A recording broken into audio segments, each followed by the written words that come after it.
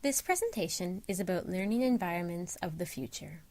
I would like to present 3 changes that will happen to learning environments of the future.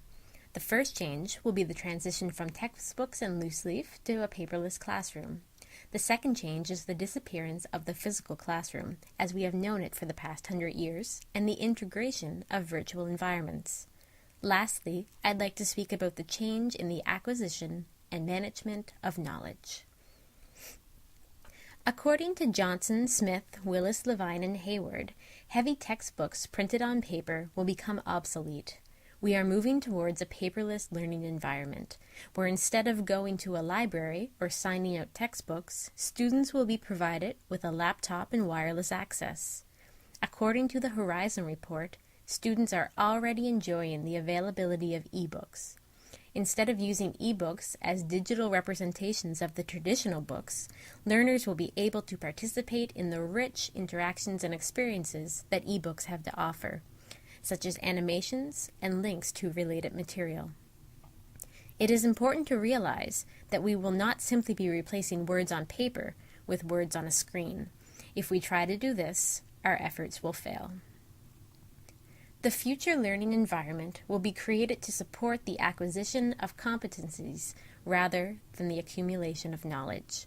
Mobile devices are and will continue to become more user-friendly and provide learners with the ability to access information, social networking sites, and other tools, enabling productivity. Schools and policymakers will be changing their curriculum to focus on developing the necessary technological skills to find, process, and manage information, and to confidently, efficiently, and critically use technologies to achieve their objectives. According to the Horizon Report, mobiles are the preferred method of accessing resources and are a cheaper and less heavy alternative to laptops. The skills of information management and mobile computing will be important for all learners and teachers as they teach and learn in an environment that is consistently provided with new technologies. The second theme is the disappearance of classrooms.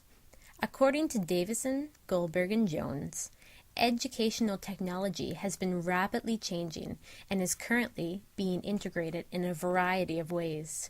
Even so, the physical classroom and the hierarchy of education have remained remarkably consistent over hundreds of years.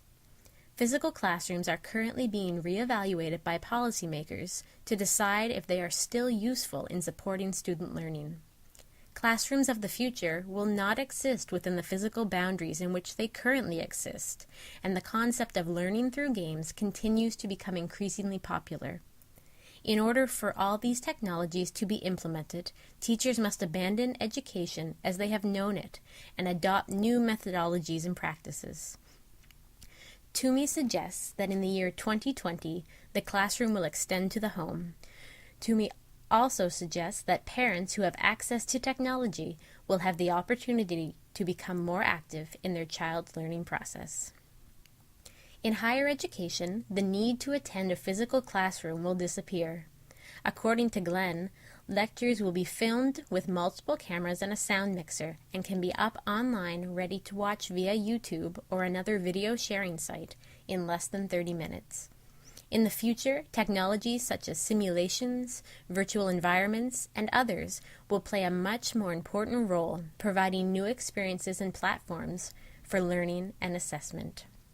Currently, learners are interacting around the world via texting, social networking sites, blogs, and other technologies. But in the future, the norm will be the interaction within virtual worlds. Students' learning will be enhanced by virtual simulations and interactions in real time with learners from around the globe. There will still be the need for teachers and tutors, but the roles they will play will be changing. According to Puni and Kabira, teachers and tutors will be working more closely with students, parents, and other education providers to create and co-create learning environments to support student learning. The third theme is the acquisition and management of knowledge. As information becomes more and more available and accessible, the aim of education will be shifting away from learning basic facts and computational skills out of context, and towards skills necessary to find, analyze, and apply this information.